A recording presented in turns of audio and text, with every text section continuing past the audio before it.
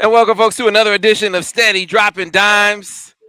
Me, an opportunity to, I thought, get with my guys and talk about sports other than Michigan.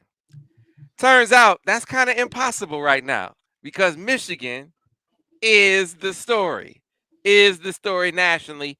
Everyone is talking about Michigan football and Connor undercover, supposedly Connor undercover. We're going to get into that and ask the question, was Connor Stallions really undercover on the sideline of the Central Michigan State game? But before we get into that, want to pay homage to Destination Ann Arbor, who brings you steady dropping dimes on a weekly basis. I call Destination Ann Arbor your tour guide to all things Ann Arbor when it comes to your local tourism bureau, giving you all of the travel information you need, places to stay, places to eat, events coming to town. You want to know what's going on in Washtenaw County, not just Ann Arbor.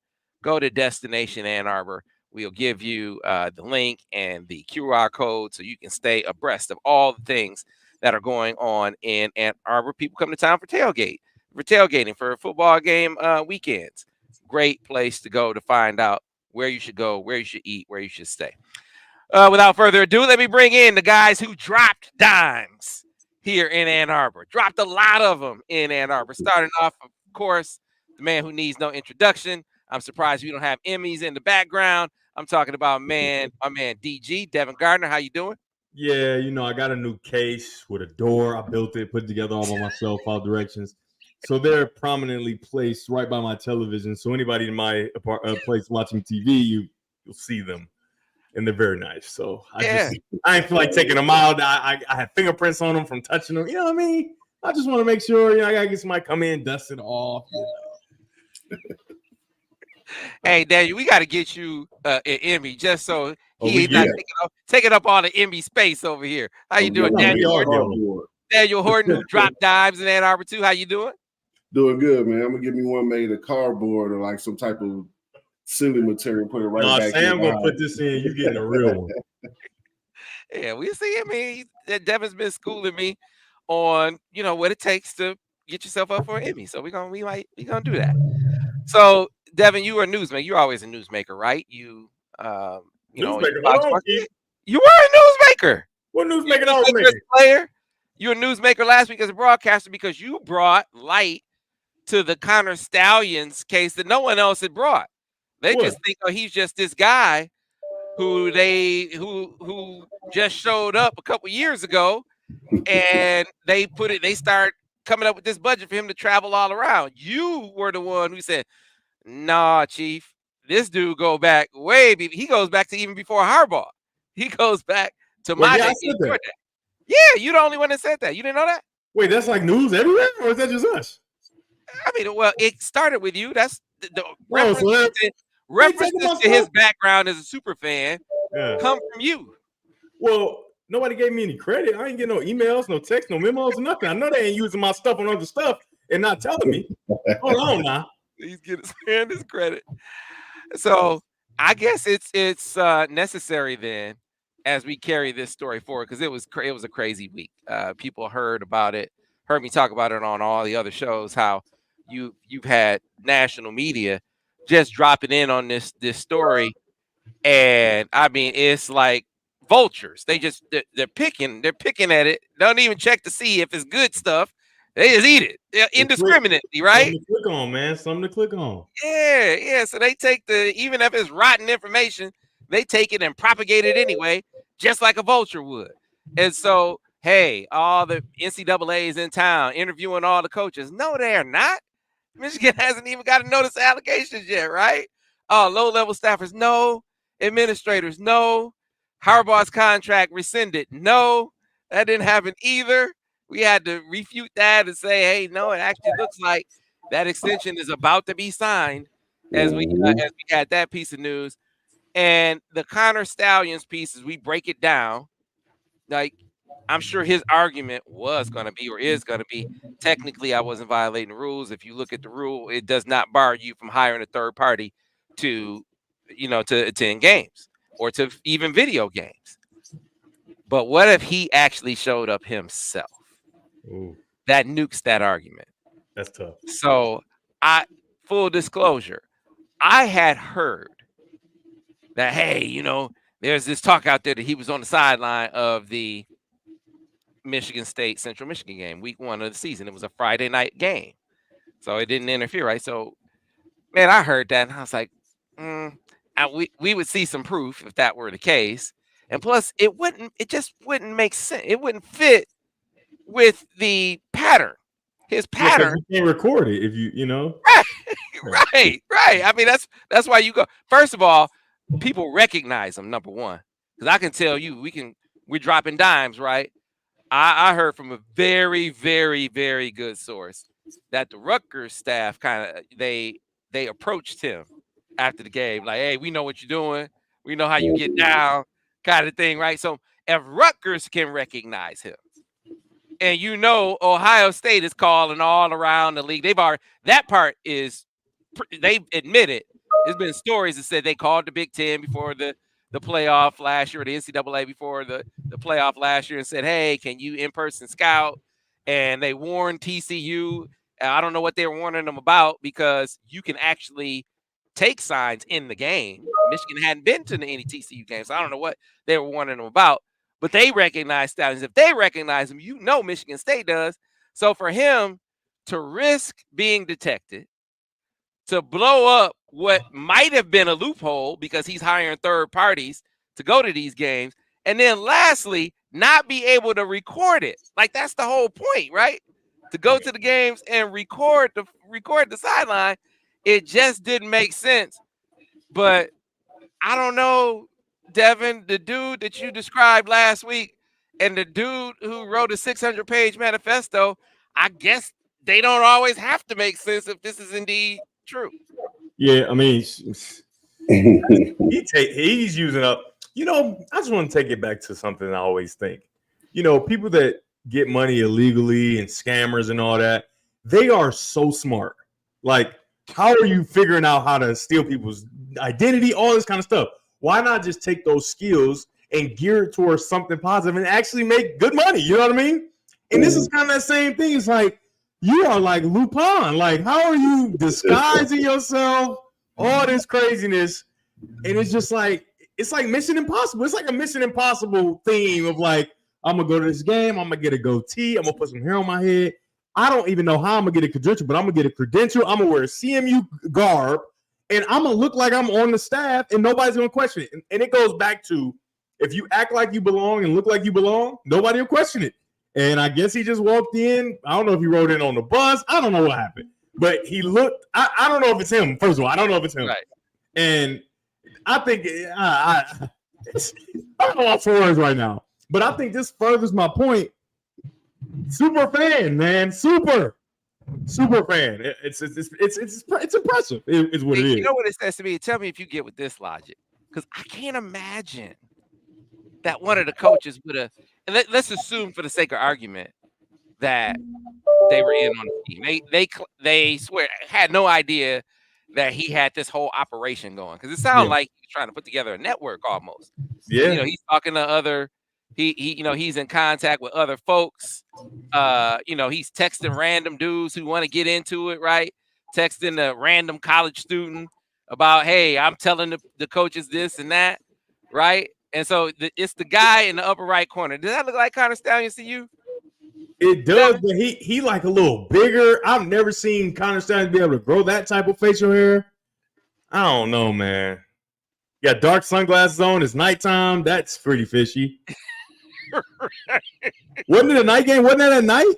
It was not dark when the game started, but it was in the evening. Yeah, it was in the evening. It was like at the end of the second quarter, halftime. It's not bright outside no more. He got these low sunglasses, but he in the mix, man. He is in the mix. Right. And so here's the thing: McElwain said he wasn't on the pass list, but I get is it the case? You got a pass around his neck. He does have a pass around his neck, and is it the case that you got people on your sideline that you have no idea who they are? because that's what it sounds like is the case here. He says that we're trying to get to the bottom of who what that kind of is. sunglasses are them? Are those the Ray-Ban Stories where you can record with the sunglasses? Maybe that's why he got sunglasses on. He might have cameras in them. Never know, but the camera ain't that good to pick up all the way across the field the small intricacies of the signs. I don't know, man. I don't know. But this is crazy that you got to scour a whole game footage to find stuff like this. That's how you know you in dire straits, and you want Michigan off the top. That's all I'm saying. That's wild. Yeah, so I'm trying to figure out why this would make sense. Even when he got a shaved beard, you can see like the 5 o'clock shadow type of thing. Like he can never get a clear like white face, like his skin. He can never get it like that. So I actually don't think that's him.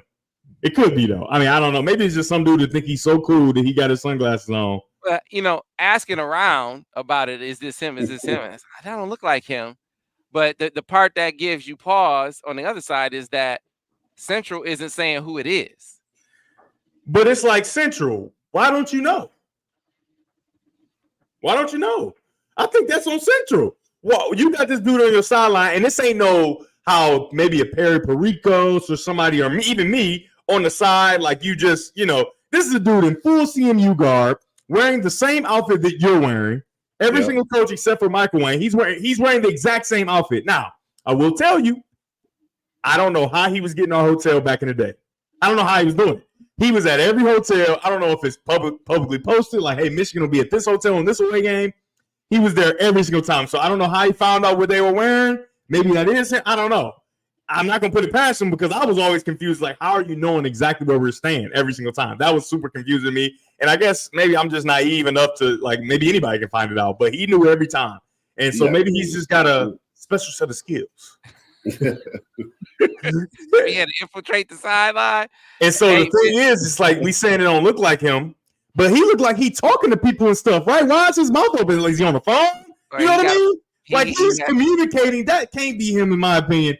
But if it is him, and we're saying it don't look like him, that's kind of the idea, ain't it, Sam? Not to look like yourself. He got a clipboard. He has some materials, man. He got a clipboard over there. Man, he's communicating with something or somebody, unless he just yawning and they caught him yawning at the right time. I don't know. Yeah, man. So what it says to me, and tell me you can get with this logic, Daniel, and we'll play the McElwain video. One more thing. What if that's a doppelganger that CMU has to do the exact same thing that Connor's trying to do? What if that person, they don't even know each other, but he just happens to be the same guy that CMU had to do the same job of like taking signs or whatever? But then you would just admit it because it's not against the rules to have a guy doing it in game. But you wouldn't admit it. You wouldn't admit it and just throw yourself out there if you're having him going to other games and maybe he might be doing the same thing. Okay. You just never know. Yeah. What if he just looks exactly like him and he's doing the same job? I don't know. Here's the thing, man. So tell me if you can get with this, Daniel, because everyone has been saying I had no idea what he was doing. Yeah. Assuming for the sake of argument that they did, just for a second. Mm-hmm. And if they had this operation going, why would any of them clear him going to a game? Because it blows up. It blows up the argument that, all right, we aren't breaking the rules by hiring a third party. You might not want to broadcast it for everyone. Yeah, you might not like it. Right. But, you're actually within the rule where nothing says you can't have a third party go to games or even record them. But it does say you cannot in-person scout if you're a member of a staff. So why would they clear that, knowing that people recognize him, right? Knowing that people understand who he is. If they didn't, he wouldn't be in this getup. So he knows people know who he is, right? So it just doesn't make sense to me for a higher up to be like, yeah, go do that. That to me would seem like something. And then against Michigan State. And against Michigan State, I mean, like he goes showing up to Michigan State or Ohio State. That's like me showing up in East Lansing or Columbus. Man, hell, I could, as soon as I cross the county line, they know who I am. Well, and on another note, too, not just they know you. Why would you want to get ahead of scouting against them? Yeah, nobody because needs they're gonna be terrible. And so last they're gonna be terrible. Everybody knew. Devin made the point, Daniel. Okay, the whole point is you're getting footage. Unless those glasses are cameras. Yeah. Why would you do it? It's, even with the vantage point. Like you don't have as good a vantage point as you would have sitting in the stands. So it makes sense to sit in the stands, harder to detect, better vantage point of the sideline. This, if it's him, that screams of something that just some dude, some rando would do as opposed to something he would be instructed to do. No, obviously, I think for me, if that is him, right, and he has disguise and glasses and these are camera glasses, whatever, he's obviously operating on his own accord, right? No head coach worth of salt is gonna be, hey, I need you to go stand on their sideline and on the opposite side. Like, come on, man. Like, they'll never think of this. This is not Remember the Titans or some made-for-TV football movie. Like, this is things happen. This is not All American, is it, Daniel? This ain't All American TV show. Things happen and guys go rogue in sports all the time, especially if you with so many people on staff. For them to, I know the head coach is supposed to know everything that goes on, but let's be real. Like, we play college sports, you don't know everything your players are doing on a consistent basis. So, let alone a bunch of other grown men on staff that go home to their families and have personal lives. Like, that's just a ridiculous. And Daniel, to further that point, Central Michigan didn't know he was on the sideline. Coaches don't know. This is what I said. Harbaugh might just not know because, you're a little loose. Well, guess what? If you're thinking the Harbaugh, why don't you know what's going on? Well, McElwain had him on the sideline if it's him. All right, that video already. Hold on, real quick. I guarantee you, Sam's best friend Ryan Day doesn't know everything that's going on in his program either. No. There's no possible way for him to know everything that 150 to 200. Well, you can go to Ohio State. They had the scandal with the sex toys and all that kind of stuff. Like, you know what I mean? Stuff like you don't know everything that's going on. I'm sorry, you don't. You got too much to do. Yeah, he was getting the sex toys right in the building, bro. Right, delivered right to the doorstep. All right, this is Jim McElwain talking about, what did he call him? Sign stealer guy. And it sucks because they had a good win. Going farther, we've obviously are aware of a picture floating around with the sign stealer guy. Our people are doing everything they can to get to the bottom of it. We're totally unaware of it. I certainly don't condone it in any way, shape, or form. And I do know that his name was on none of the passes that were let out. Now we just keep tracing it back and try to figure it out. But it's in good hands with our people. And again, there's no place in football for that. Before we go any farther, is it in the same hands of the people that made the passes? or your coaching staff or buddies that probably gave him a shirt and how did he get team issued gear and a pass and walk out? Like, he had to walk out with everybody else to be on the sideline, right? That's if it's him. That's all this is if it's him. If it's him. But even if it's not him, they can't say who it is. If it's not him, that's hilarious. You want to know why? Because it furthers the point that Daniel just made. You don't know everything that's going on. This dude on the staff in the back line never seen him in his life. He's like, I don't know that dude. And if that's not Connor Stallions, then that's a guy that works for CMU. And that furthers the point of a head coach just don't know every dude or whatever. Like, I was talking earlier with someone on the phone. I'm just like, listen, man, this is probably a dude that don't go to practice, right? Because it's a certain amount of coaches that can be at practice. He probably in the office all day. He do his thing. See, on game day, Harbaugh ain't worried about that, right? He has other things to be worried about. And during the week, he just don't see him, right? So he don't know. Maybe, and I'm not. If he's wrong, he's wrong. I'm not defending him if he's right. If he's wrong, but if he's right and he don't know, I don't know what to tell you, man. And if it comes out that that's not, maybe he can go for sure. When it comes out that that's not him on CMU sideline and that's somebody that works for them, that's wild. Because now you got to look at every coach like, dang, I guess people really don't know what's going on because he's an employed coach and nobody knows who he is. Look, it definitely puts an extra twist. Hey, them two on the whole pictures, story. I don't know, Sam. Them two pictures, that look like him like a mug.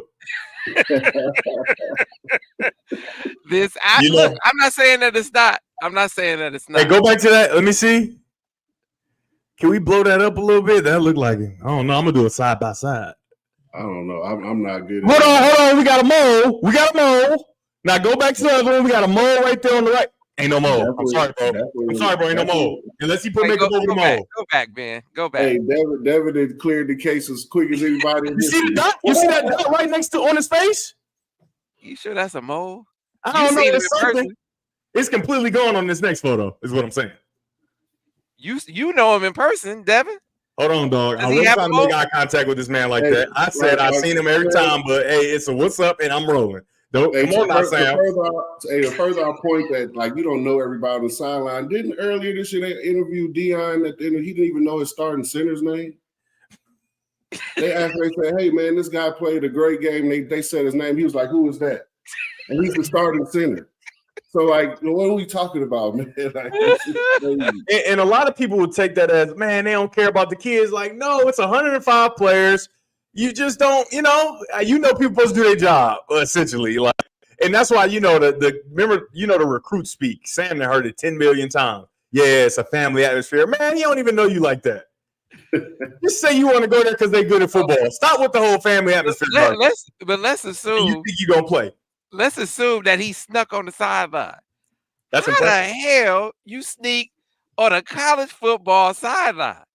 That's not even. Well, it was at East Lansing, so it's a Michigan State thing too. Like, how does that? It was at East Lansing. East Lansing is like, Well, me and Daniel might be able to sneak on that field. Obviously, you got a lot of people jumping in on this one. Talking about it. I saw Dan. I used to think Dan Dockich was cool back in the day. I thought he was. I thought he was. Oh man, he out. Who's Dan Dockich? Who's that? Ooh, can I go? Go ahead, Daniel. Yeah, nah. Dan Dockich is one of the biggest hypocrites I've ever seen in my life. Like Michigan was good enough to send your son to play basketball and attend the university for however many 2 or 3 years, and be part of the program. And you guys, Michigan pom-poms every week. And I'm pretty sure little Dockich, his parents, his dad and his wife went to the football games as well. But now, because it serves your I guess whatever you're trying to sell, it gets you clicks and views. Now you're on, you're putting on this clown show as it regards to Michigan, so you can get more clicks and views. But here it is, not even a decade ago, it was perfect for your son to be on campus and be a student athlete. So it's like, these guys in the media, between him, Stephen A. Smith, who has no Tell us more how you feel about Stephen A. More. A guy who has no clue what's going on with this situation, only responding to other national headlines. Like the first time he covers a Michigan athletic, the next time he covers a Michigan athletic event, it'll be the first time. So it's like, what do you really know about this situation, or what's going on with Harbaugh, or what information the NCAA has to be making these grand opinions and these grand statements about how hard they should come down on it, come down on Michigan. So if it turns out that all of this is much ado about nothing and it's a minimal punishment, are they going to go back and retract and recant some of this dumb stuff that they've put in the media over the last couple of weeks? No, they're not. They're just going to move on to the next topic. So as Michigan fans, I wouldn't even pay attention to it because they're just responding to national headlines. Stephen A. Smith knows at least squat about the University of Michigan. Hey, Daniel. Sports, so we won't go there. Daniel, Stephen A. once said Dwayne Haskins, he's more of a runner. He ain't really good at passing like that. He said that with his voice, and I was just like, "Oh, he ain't never watched Ohio State game. He never watched the college. This man ain't ran 4 steps down the field ever. Obviously, rest in peace to Dwayne Haskins, but he was a dynamic, outstanding passer. It was actually the exact opposite. It's like, wait, is he trolling himself? He was stereotyping the hell out of his old people. He's black, so he can run. He black, so he can run. That's he just more of a. He said, I see him as.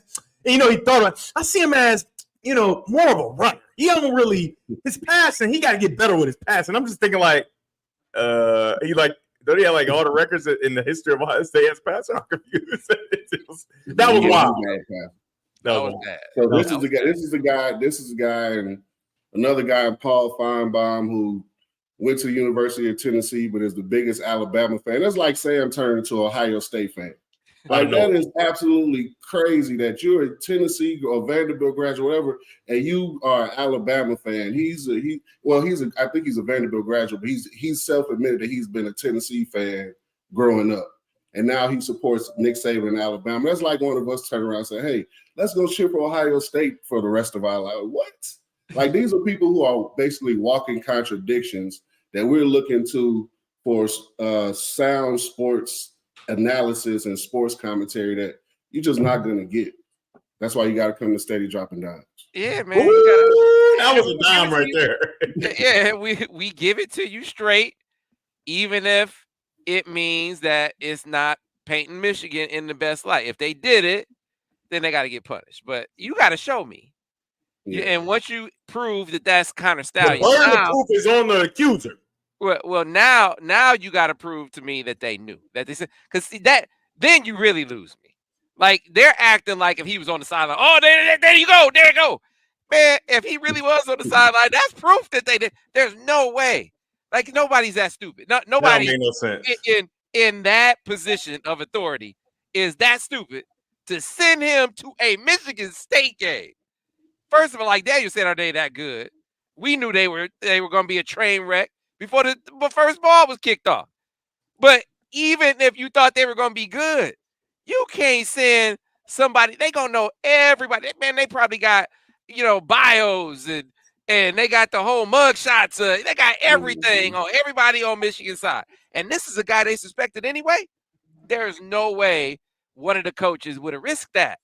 That just doesn't make sense. Let me ask you a question, Sam. So does that, with him being on CMU sideline, does that prove that whatever operation he was supposedly running is a multi-school operation? Because he can't get on. He can't, like, that's team issue gear. You can't go buy that in the right. bookstore. You know what I mean? That's right. Team issue gear. And you got to know what they're wearing to, even if you was gonna buy it in the bookstore, to show up in the right shirt, right? Yeah, it's like rolling the dice.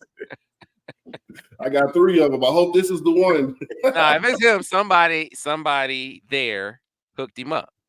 Yeah, somebody there hooked him up. Who was it, Sam? You be knowing a lot of stuff. I know you be trying to save something for your own stuff. Don't be saving nothing. Hey, man, what do you know, Sam? What do you know? I'm still looking on who it was who hired the PI firm to investigate Michigan, right? Because that's part of the story too. You talk about all these national people jumping in on the story, even if the information is rotten, even if it smell like crap. Like, we can tell you, we around. Like, you can talk to people around and get an idea of what's really going on as far as what we know. And yet they are just jumping on whatever the most salacious and the most negative, whatever story casts Michigan in the most negative light. They jump on that right away like it's truth. And that is part of the problem, because that can influence the investigation. It can certainly influence the analysis of whatever evidence we or the NCAA sees. So who lodged the first complaint? Who hired a PI firm? That is relevant information. So I got a tip from someone in the media, because I'm the only one that maybe asked the question aloud, but I'm not the only one who asked the question. Who is this PI firm? Who is this PI firm and who hired them? And so calling around asking some friends in the media, they said they were looking in New Hampshire. New Hampshire? Why are you looking in New Hampshire? And lo and behold, I put 2 and 2 together. And I said, well, wait, Ryan Day's from New Hampshire.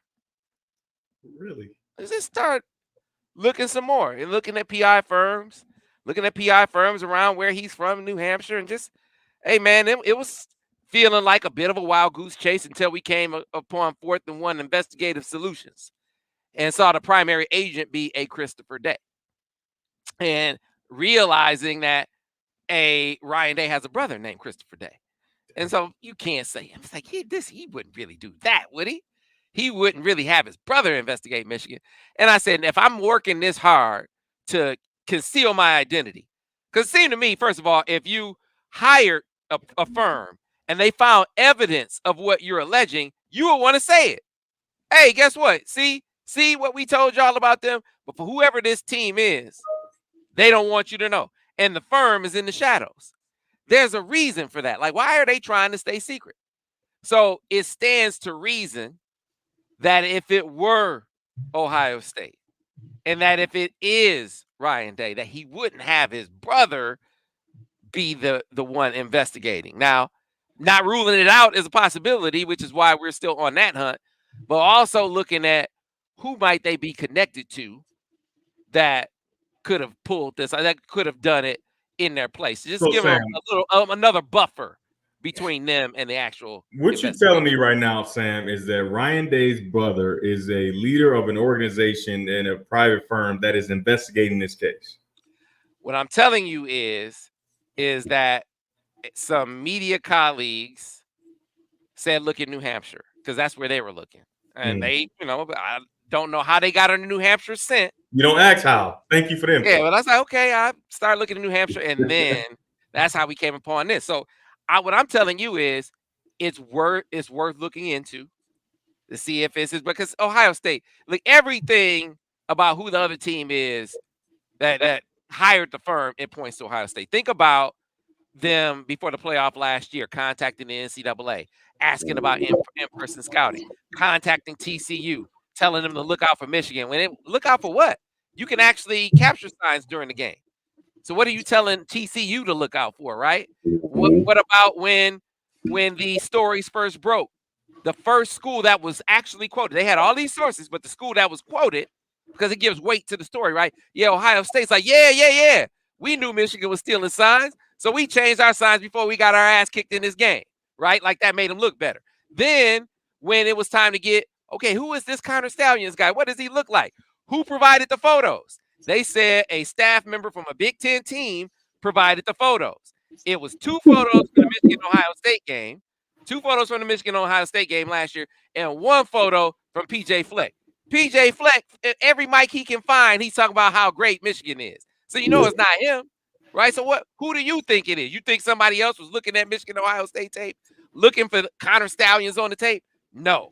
So everything you see, and not to mention the fact that, check this out, whose fortunes have changed significantly in the past couple years relative to Michigan. They was drilling James Franklin. He talked like a fool anyway, but he know, but he gets drilled all the time. So just a return to normal. His fortunes didn't change in the last couple years. Michigan State is Michigan State. They get in where they fit in. Their fortunes didn't change because of this. They still trying to hire Urban Meyer. Like that's gonna happen, right? Nobody else has seen their fortunes change but Ohio State. You put all that together, and it's really pointing Buckeye. This is so highly suggestive. Say, okay, let's look at this 4th and 1 investigative firm, but let's look at firms they're connected to and see if it leads us somewhere. And as soon as you mention that, and then they want to start getting, they want to start taking it another place. Writing articles about me and my wife and what my wife does. Like, somebody wrote an article about you and your wife. Yeah, man. Yeah. So in the article, so this dude, there's some Buckeye simp wrote this article saying, well, A, he didn't go to Michigan. B, he don't make any money. He don't make any money. Yeah, talking about me. He don't make any money. C, his wife takes care of him because he doesn't make any money. D, his wife works for Jim Harbaugh, but she's overpaid because of my affiliation covering him. But to keep her overpaid, keep her being overpaid in her position, I got to do what Harbaugh wants me to do so Harbaugh doesn't fire. Some Buckeye step actually wrote all that, man. So I said, all right. Now, wait. So much at once. What? Yeah, hey, man. Hey, but so pause. Hey, just for the record, Sam is getting that cheese. That's all I'm saying. I know for a fact that Sam is getting that chicken. Because hey, man, hold on. Hey, man, we don't even have to play. But I was ready to come with the flamethrower. You know me.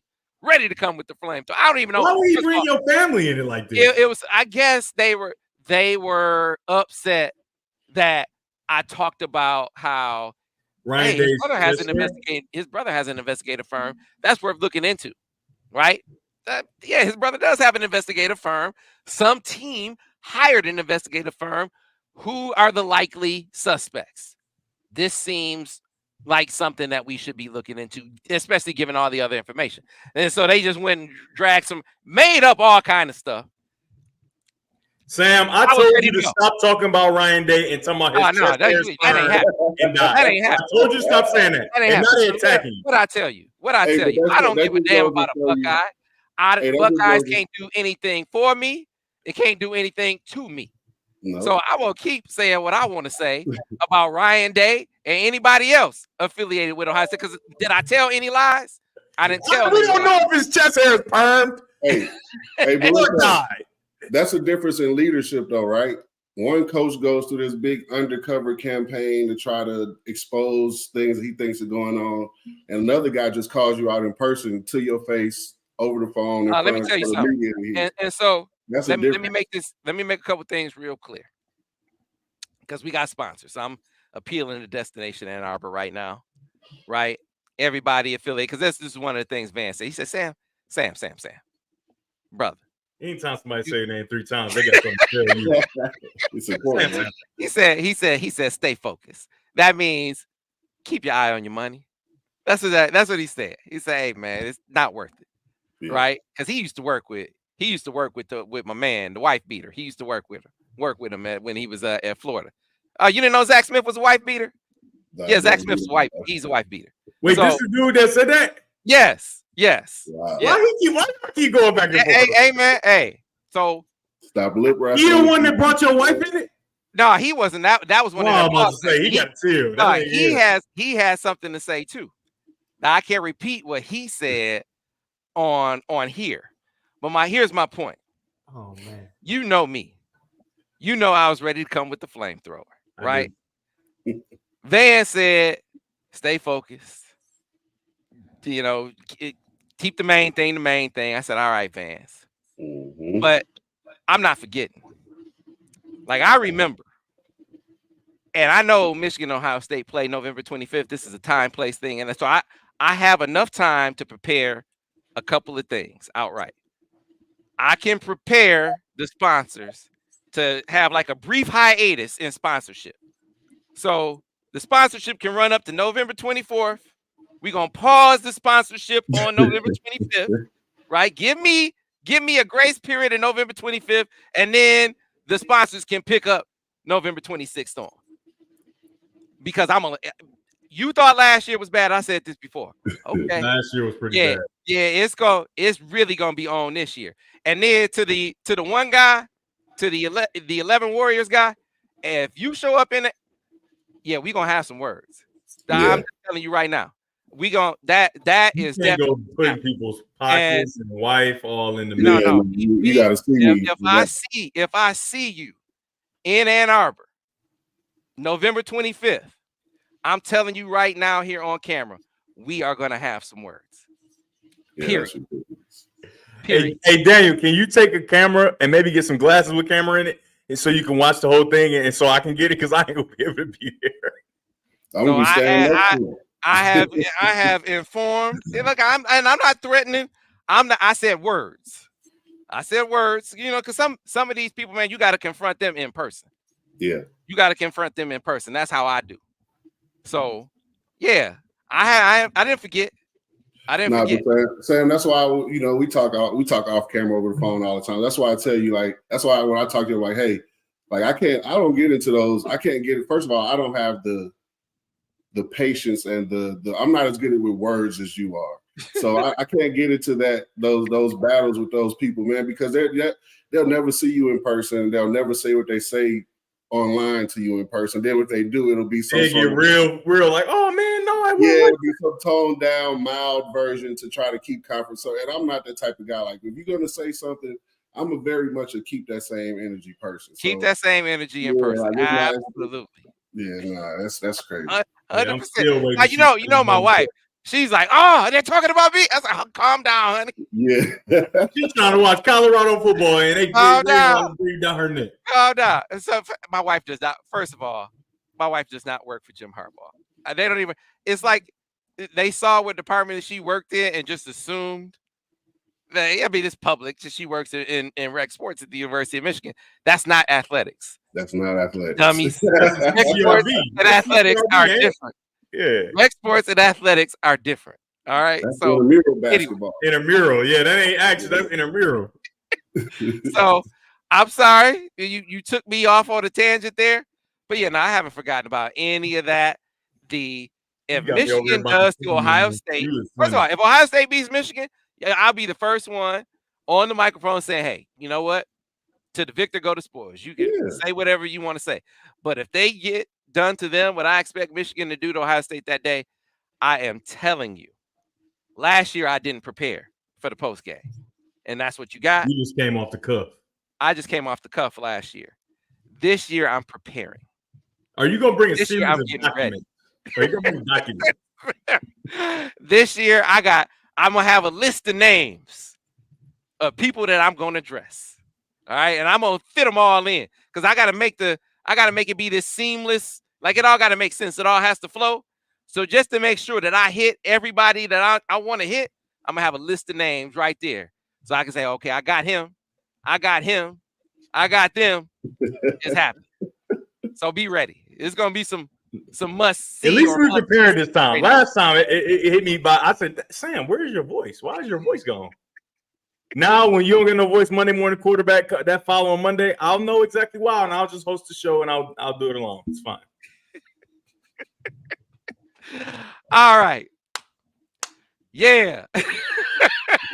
Hey man, you took me off on a tangent. I didn't mean to go off on that tangent. Right? Let's get back on track and on course here. People, yes, we're supposed to be entertaining. I'm looking at the chat. I'm glad we're entertaining you guys. What guy said? He said this show is gold. Ben, bring up some of the comments so we can read some of the comments real quick, so we can show some love to the people. Do it for Connor. Oh my God. Account 22. I'll bring up what he said. Hey, Sam, I help you. All right.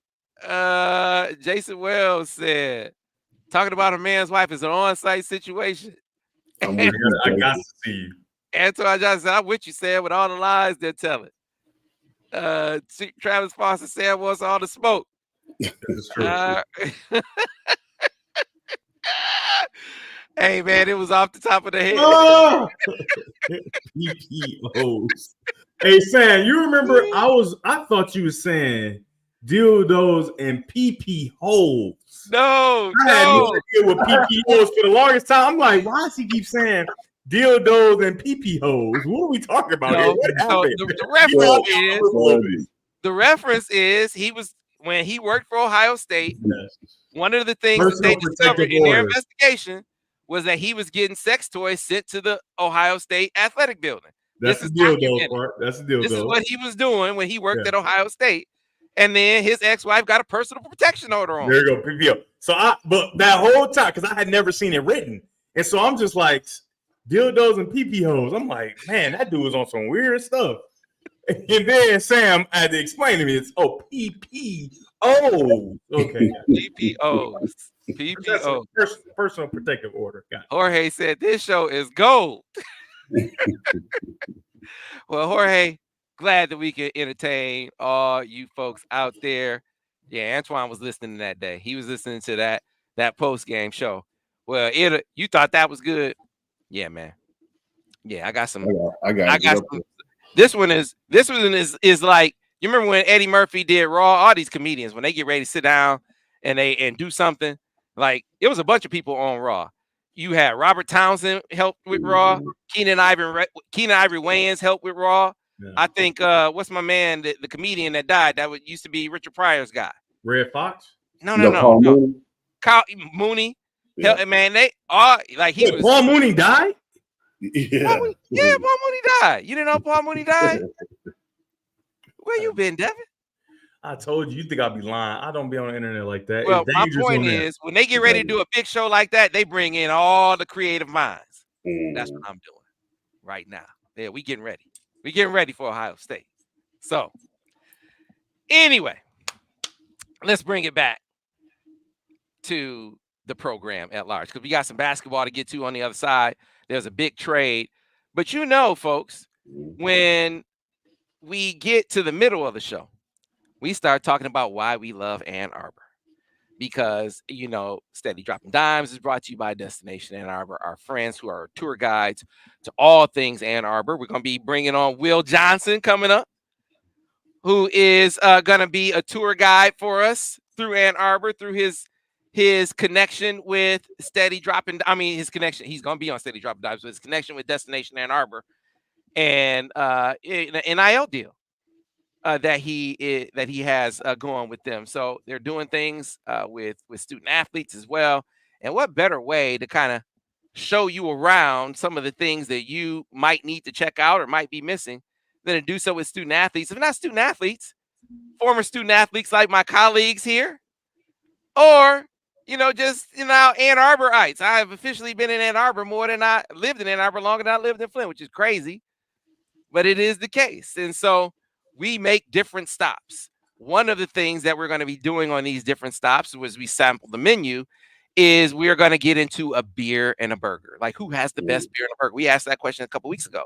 Yeah. Well, we made a stop to an iconic place right here in Ann Arbor called Fraser's. So before we get into that and we start to set it up, Ben, it is time to drop the track.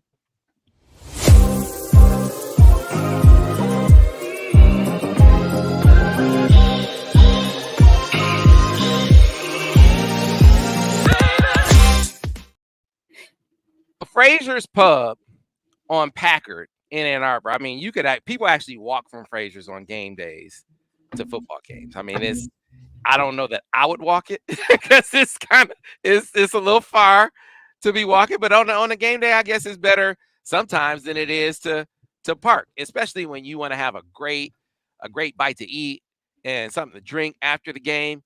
Fraser's is like the stop. Back in the day, it was a stop for all the coaches. Still a spot that a lot of Michigan athletics people still frequent to this day. You know who sets up shop? Fraser's every single week. He like holds court. I walked in there and I saw Bruce Motti. I know y'all know Bruce Motti. He was the SID back in the day when y'all were around. He was Dave Abloff's boss. You looking at me like with a raised eyebrow. Sam, why would I meet Dave Abloff's boss? Because I thought you would. I thought you would know. No, I just knew JD Diggins, I had Diggins and I had Abloff. I don't know about the other guy. Yeah, Justin Diggins. He got me into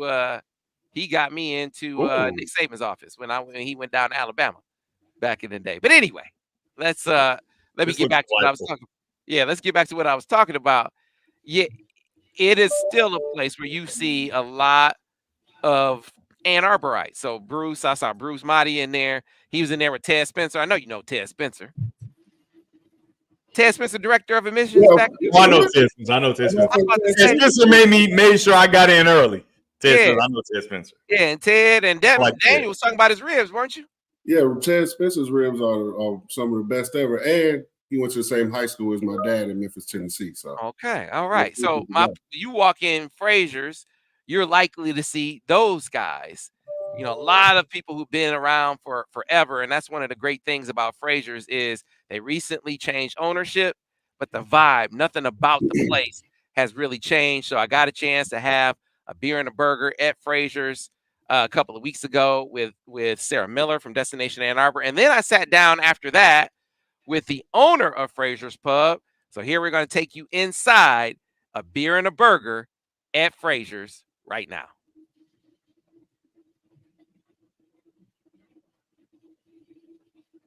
It's coming. It's on the horizon. Drum roll, please. So it's the audio, Ben. That is I see you with your cane go. Look at you. Yeah. We went in. If you share it in the share the window, I think the audio comes through when you share the window. If you do it that way, bring it up. But sat down for today's stop on Beer and a Brew on the I Love You segment. It's fitting that our first stop was at Fraser's. This is an iconic place in Ann Arbor. Coaches, players, going back decades, going back to before I was born. This was the place they would come. Yeah. And they still come here today. I'm here with one of the owners. Introduce yourself to the people. Hi, I'm Christina Mucha. My husband and I took over last September. So this last month was our 1 year anniversary. So this is your 1 year anniversary, Christina, of taking over here at Fraser's. Can you kind of take us through how it all came about? Well, mostly we've been regulars here for a long time. I worked at Cups AC way back when. And then I moved to Denver after they renovated. I came in here for a football game to meet up with some friends. And my husband happened to move into the area and had become friends with my friends. Met him, moved back to Denver, and then came home for some surgeries for my mother. And got asked if I wanted a part-time flexible job here. And so worked here for quite a while, then became the GM under the previous owner. And he just kind of mentored us and took us through it. He really wanted it to stay what it was because he'd been here since high school. So it's really important for him to not lose the atmosphere of the bar. And he knew that we would be good caregivers for that. So yeah, that's the thing that comes screaming through. I was in here for March Madness, right? Yeah. And it just felt like always, Right. like it's the same Fraser's, right? Yep.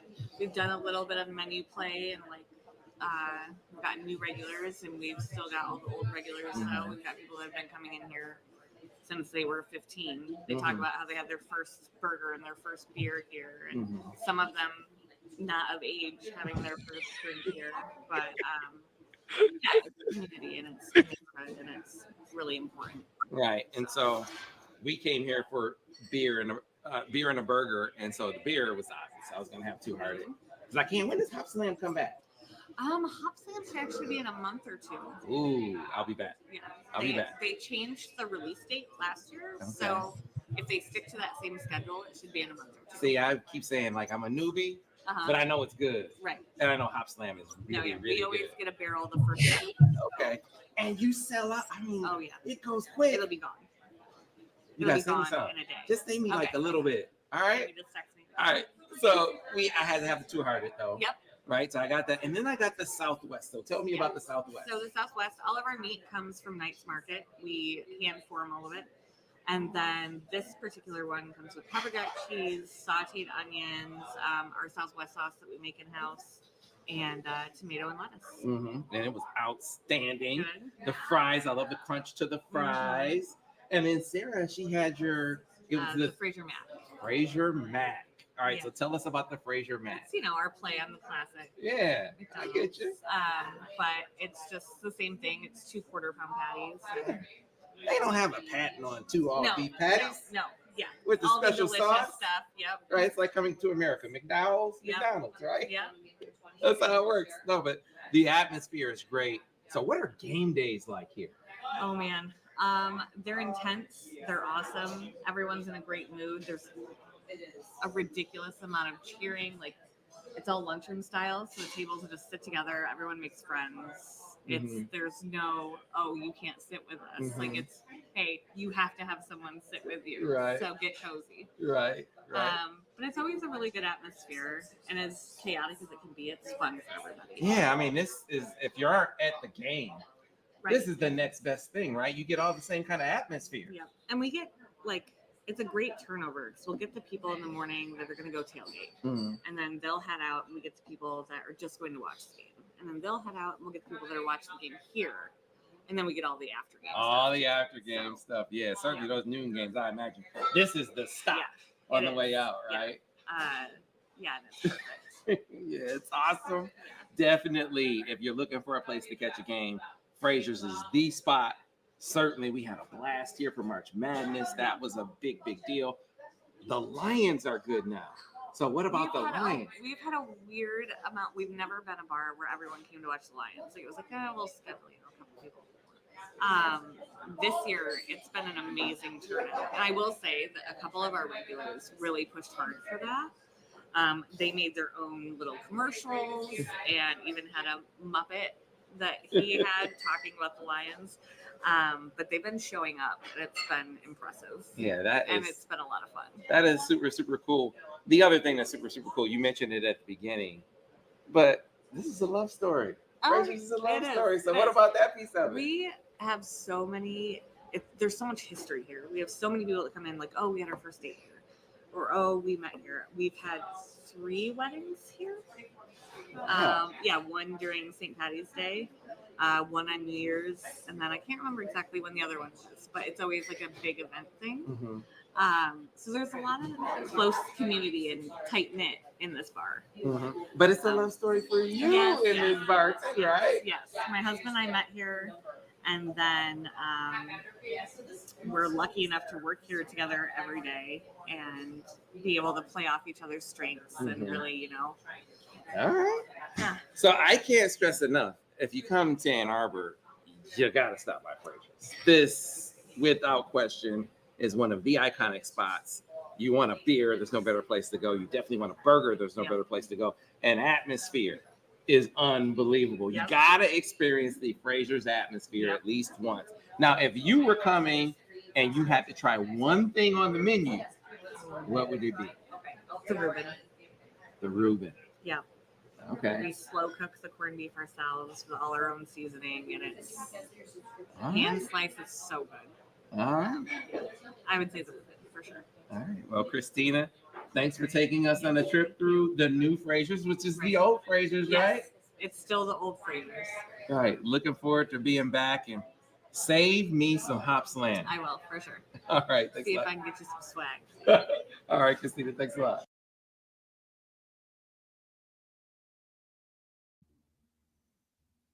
Yeah, that was a outstanding video that we just watched, and I love food, so we need to make sure we get on over to Fraser's because that burger, Sam got down on that burger. He tried to save some for the I shoot. did save some. I saved half of it because I knew I was going to be eating. I had to speak at the U of M Club of Greater Flint later that night. That's why I didn't eat the whole burger, right? So I saved some room to head on up to my hometown to speak to the people, and that was really cool. You'd have been asleep if you ate that whole burger. Yeah, man. It was and the Hop Slam is coming real soon. See, I didn't know anything about craft beer, so I've been learning about it.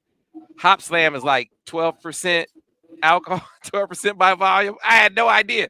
I drank one glass of Hop Slam, man. I was already there. Like this is unbelievable. 12% is a lot. Yeah. Oh yeah, like that's right. Wine, I forgot. Devin, he does not drink. So Okay, if it's hard alcohol, how much percent is like a shot of tequila? Like how much is alcohol? probably like 40%. Oh, so there is so it 12 is a lot? Hey, Yeah, Ben. so like the beer is normally like 2 or 3%. And Okay. then wine, this is like 3-4%. So if you get up to like 12 to 15, Yeah, You're trying to get real saucy. yeah, like people drink what's that Cabernet Sauvignon because it's like 12 to 15% depending on which one you get. So you get the one that's 15%, 2 glasses, you in your mode. You feeling lovely. Yeah. And you walk around calling people, how you doing, beloved? Yeah. So Daniel right. Daniel nailed it, man. It says 40 to 50%, but Jen starts. Daniel ain't no stranger, shoot. Yeah, it starts at 40%. So yeah, it was really good. Fraser's is outstanding. There's a deeper episode where we take you into around the bar. You see all the history around the bar. There's Marcus Ray has a photo up in there. He signed. Jake Long, Lamar Woodley did a segment there with the network. Ain't no Daniel in there. Where y'all at? I mean, I'm sure they will welcome us over there, for sure. And of course, you can also learn more about Destination Ann Arbor because we sat down for a lengthy chat with the president of Destination Ann Arbor, Sarah Miller. And so we'll have that video for you as well over on the page. You can learn more about the people, about the organization that brings you Steady Dropping Dimes every single week. So I want you to be sure to check that out. And Ben, if you can give us the QR code for people to scan so it can take them to that tour guide's doorstep. If you want to know about places to eat, places to stay, events that are coming to town, events that you want to schedule. That was one of the things that I learned in the chat with Sarah. Is like, you got an event that you're trying to put together. You can call Destination Ann Arbor to help out with all of that. So they're tour guides, basically. Yeah, when I say they're your tour guides to all things Ann Arbor, I really, really mean it. Your tour guides to all things Ann Arbor. That is Destination Ann Arbor. Be sure to check them out. Be sure to check Fraser's out. And then coming up, I don't know if it's next week, but very, very soon, we'll have Will Johnson on because he signed up to be a tour guide. And basically what he's going to do is take you to his favorite spots in Ann Arbor, brought to you by Destination Ann Arbor. So looking forward to that with the young fella. Maybe he'll bring Devin and Daniel a couple of turnover buffs, right? A couple of pairs of turnover buffs. I'm saying, let me get some buffs, man. Yeah. In the meantime, in between time, we need to get back to our regular programming. So, Ben, one more time, drop the track.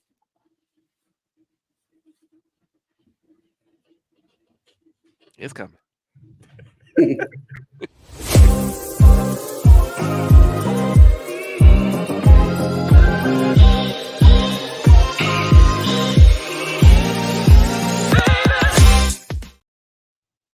All right, so NBA season is underway, fellas.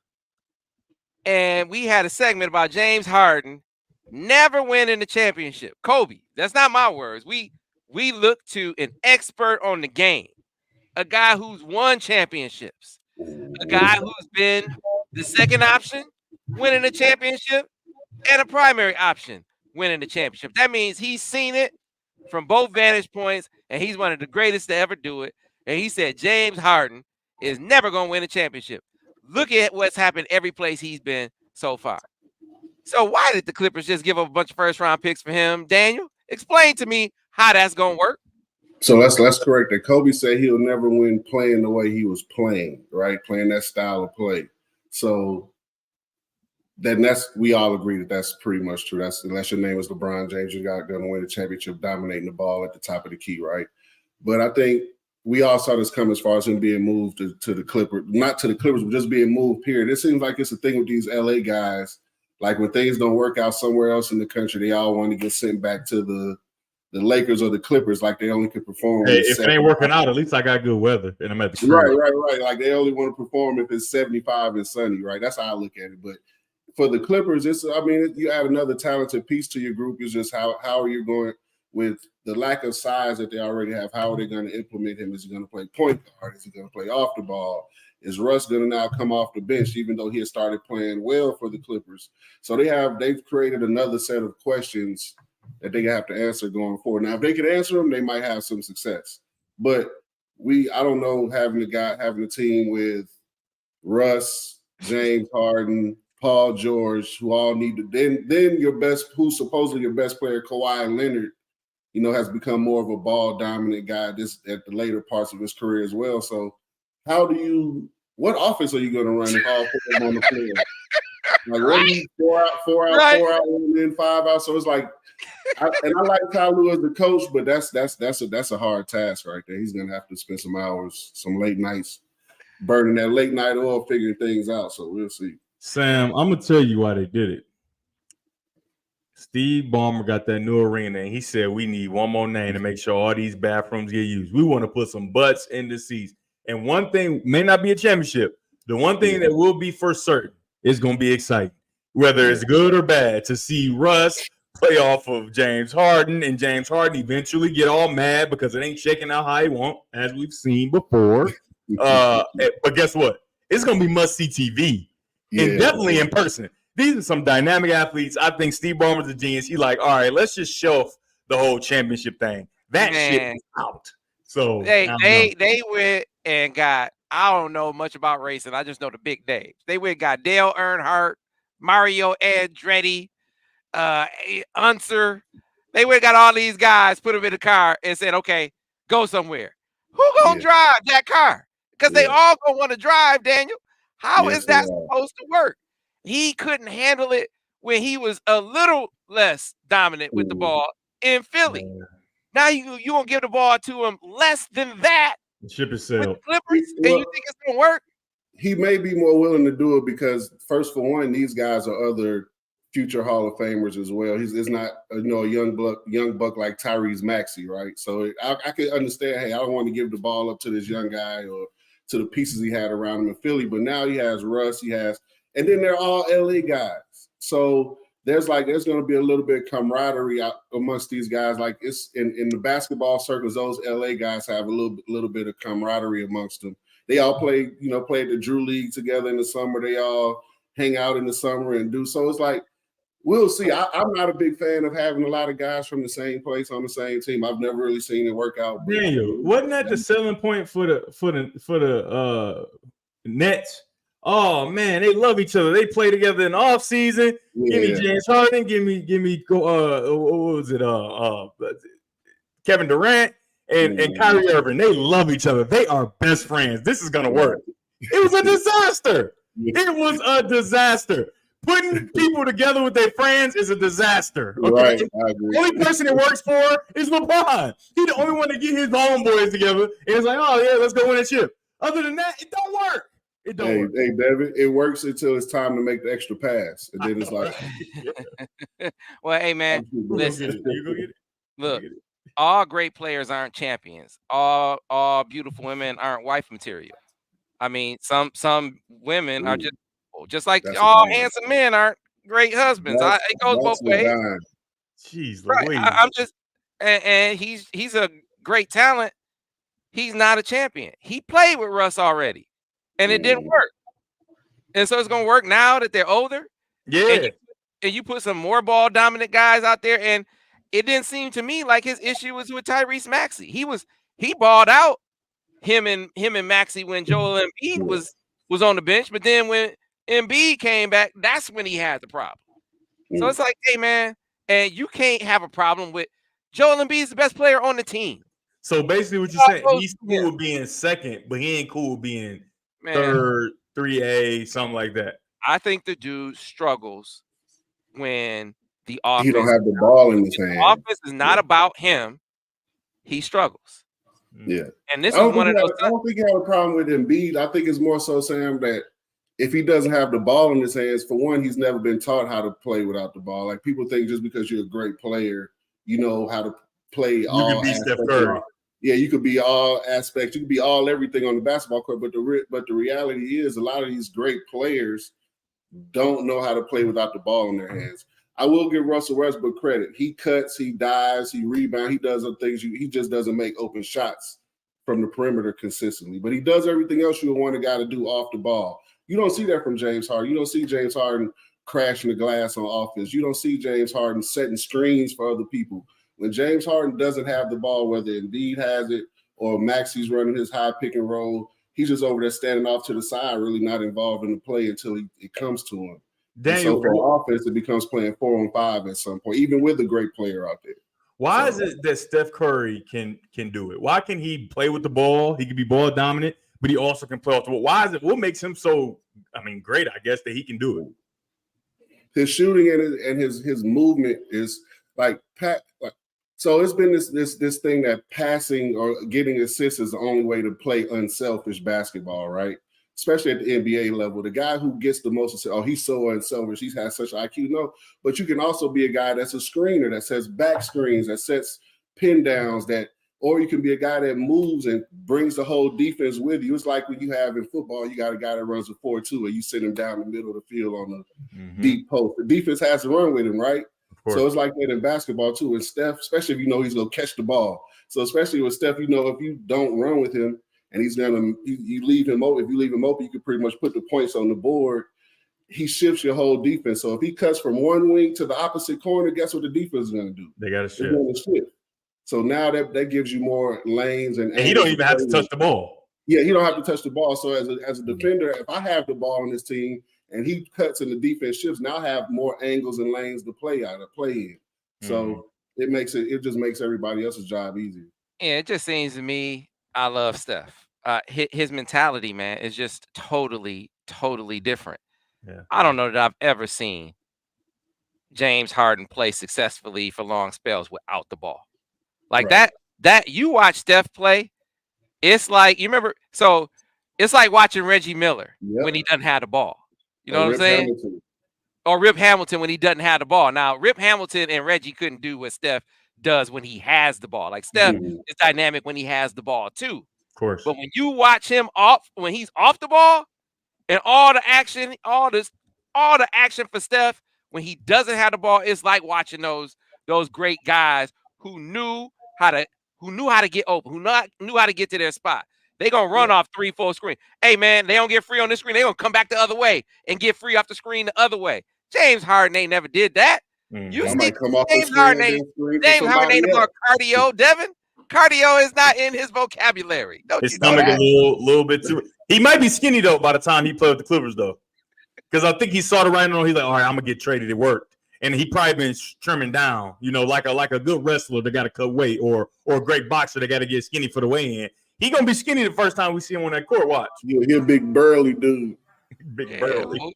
We'll see. I don't know that it's going to work out with them. We'll close by saying, through the first week of the season, I'm curious what your impressions are of the Bucks. Hey, man, you see the Sixers without James Harden go give them a game in Milwaukee? Mm-hmm. I was impressed by that. Like, this is now Dame Lillard went all Dame on him, right? So that was good for, I'm sure, Milwaukee to see. But if I'm Philly, it wasn't surprising to me that something happened real quick after that. They started out like 2-1. They played well in Milwaukee. And it's like, man, we don't need that dude. Let's go ahead and roll with this crew that we have right here. That's how it seemed to me, Daniel. Yeah, no, you have to kind of circle the wagons, right? You lose a player of that caliber that, the whole world thinks you can't be good without him. Shoot, these guys, those guys are professionals too. Tyrese Maxey wants a max contract too, so he's going to ball. Like you said, Dame had 39, but Maxey had 31 to help keep them in the game for the most part. So it's one of those things where guys are going to, I don't want to say addition by subtraction because you can never replace a guy averaging almost a triple-double, right? But those other guys are going to step up and grow and take steps forward and find themselves too. You may have a better team. You may have a more balanced team. So it just depends on how guys approach the new roles they have. Man, I'm loving my young Pistons. Cade Cunningham looks like he has brought some new elements to the equation. Beef Stew is looking like more of a viable offensive player. They just got to stop turning the basketball over. They are turnover machines, man. Like, if they could just how about they just cut a third of the turnovers out? Yeah. I mean, these dudes, because they look like I gave the prediction of them winning 42 games.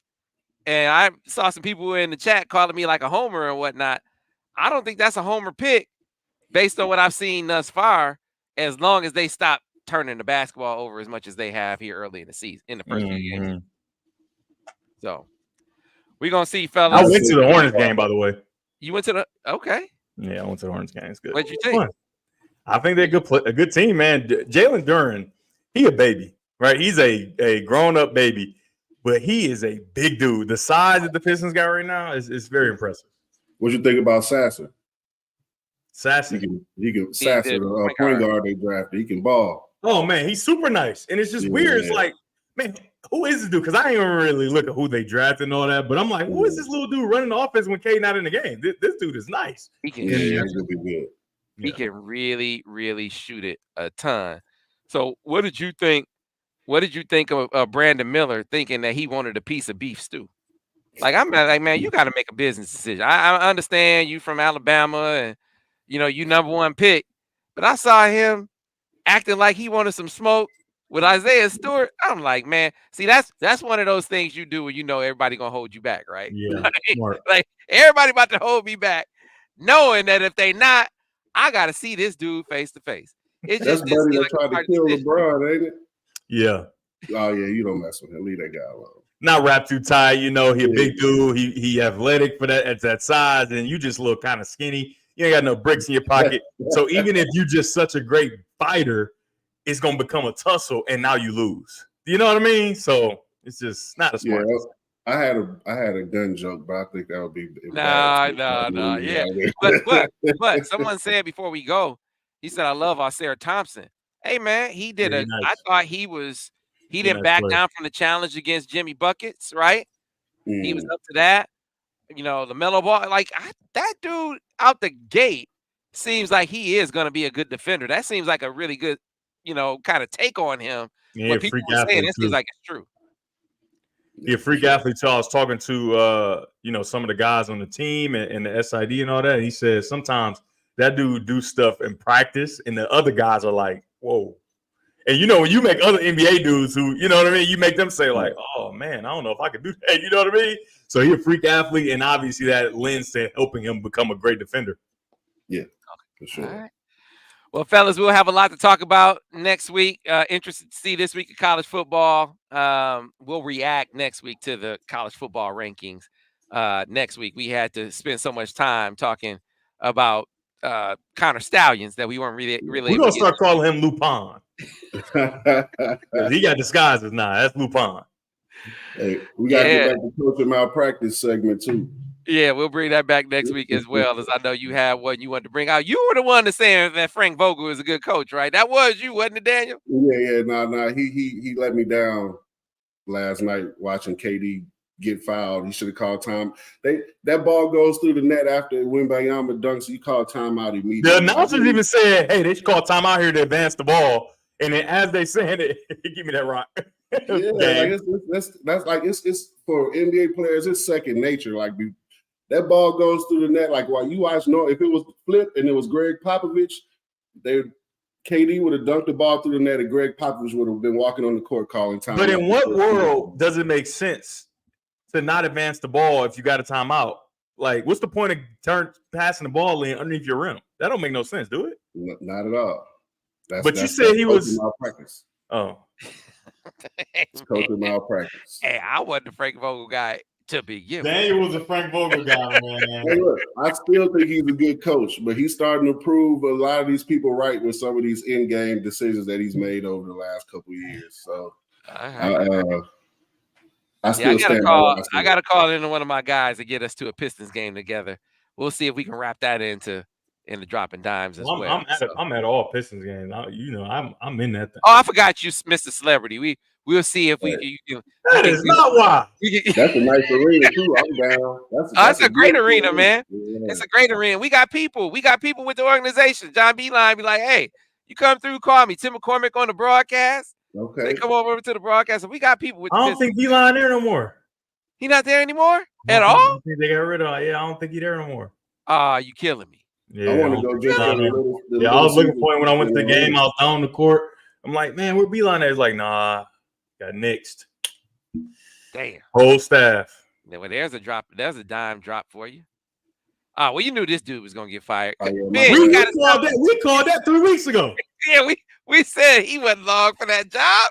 Come on, people. Pay attention to the show, not you. Pay attention to the show. We called his firing 3 weeks ago. Yes, we did. He should be fired now. We said we asked how he got hired in the first place. That's true. How did Josh McDaniels fool somebody else into thinking that his success isn't about Tom Brady?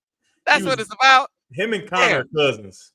Speaking of Tom Brady, I almost forgot. I got to mention this. Oh, you can't forget that. Cannot forget this. It's the most important thing of the show right now. Thank you, Ben, for bringing that up because it brings Tom Brady up. So, folks, people have been asking me, do you have an app? I want to see you. So I want to read your stuff. I want to watch your shows. I want to see Droppin Dimes. And there's no app. You have to go to the YouTube app, or you got to go to our website on the browser, which is good for mobile. But what about a place where you can get all those things in one place? Well, just like quarterback. Just like Tom Brady rescued Michigan in the 2000 Orange Bowl, bringing them back from 2 touchdowns twice. Just like he rescued the Patriots time after time. Just like he rescued the Buccaneers.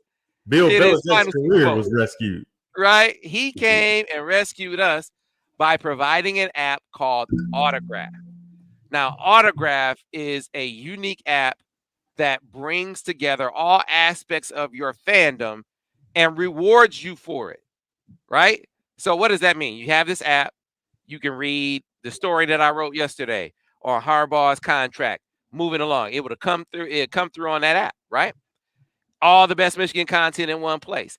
You want to see Droppin Dimes, it would come through on the app, right? You want to listen to the different podcasts from the radio show, comes through on the app. And as you read your story, that story that I wrote, as you watch Droppin Dimes, as you listen to the Michigan Insider, you're accruing points just for being a fan, just for doing the stuff that you already do. You're getting points for it. and you can redeem those points for rewards. Right? So it's rewarding your fandom. Going to games for events that are tied in to the app. You just show up, check in at the event, you earn even more points. So again, this makes the process of fandom be even easier because all of the content that you enjoy already, now instead of having to go to 5 different places, you can just go to the Autograph app and check it out. Now, right now, it's only available for Apple phones, for iOS users. Yeah, for normal people. Which I do. It's available for normal people. I do with protest, and my protestations have been heard. And so, as have other Android users, and they're going to be bringing about an Android app in the not too distant future, right? But right now, for iOS users, scan this QR code, and you will be able to get the app. It is also, if you look at their, there's a website that you can check out as well. And I have to pull up the website here really quickly. So if you give me a second, I will do that. It is link.ag.fan/Sam Webb. Again, that's link.ag.fan/Sam Webb. The code is Sam Webb. That way, that's the code because it's invite only. So only people who have the code or a code can download the app because they are focused specifically on Michigan fans right now for obvious reasons. It's Tom Brady. He said, man, if I'm going to kick off this venture with my app, I'm going to kick it off with Michigan people, right? So I appreciate that and appreciate Tom for making it easier for you to listen to Dimes Be Dropped. So you can listen to Droppin Dimes on the Autograph app. Be sure you get it. Just scan that QR code that we put up again. And then also you can go to the website. That is link.ag.fan/Sam Webb and start getting rewarded for your fandom. All right? Sam? Yes, sir. Before we get out of here, there's one comment I gotta highlight. I'll just read it. Holy S word. Daniel Horton? Man, I miss going to Chrysler to watch him and Deion Harris ball out. Big love. Oh, man. Oh, M-Truck, we appreciate you. Yes, sir. Yeah. For all your hauling needs, call M-Truck. Hey, Deion a legend. Hey, man. So people found out that Daniel was like Curtis Blow. He was like, where he at? We brought him back. There you go, man. So he's doing just fine. You know, athlete, once you start living your real life, everybody think you died and went under. Dude, I just don't play sports no more. Like, what do you mean? Hey, I've been in Arbor all the time. yeah. So now we're gonna bring Daniel to the people as well. Glad you guys enjoyed Droppin Dimes. My wife said, man, I'm so tickled by your show. I said, what show? She said, the show you on right now, stupid. So I don't know. I didn't know you were watching, honey. I didn't know you were watching. I think she's watching for Buckeyes. Now my wife is on the hunt for Buckeyes. I'm like, we're not looking for smoke, but if they want to bring it to us, I mean, we're ready. So anyway, that'll do it for this edition of Steady Droppin Dimes. We will see you next week. Wait, Sam, wait. Linda Mulick, she's a fan of Monday Morning Quarterback. She says, breaking news, Connor Stallions seen on the OSU sidelines peeking over Ryan Day's shoulder. He can confirm that Ryan Day wears bronzer and dyes his beard and hair. There you go. That's your news right there, Sam. There you go. All right, folks. The show just keeps getting longer. I told the fellas, we got to make the show shorter, not longer. Man, you went on a rant this time, Sam. It was you. It was you this time, Sam. All right, folks. Hope you had a great time. We'll see you again next week. Yes, sir.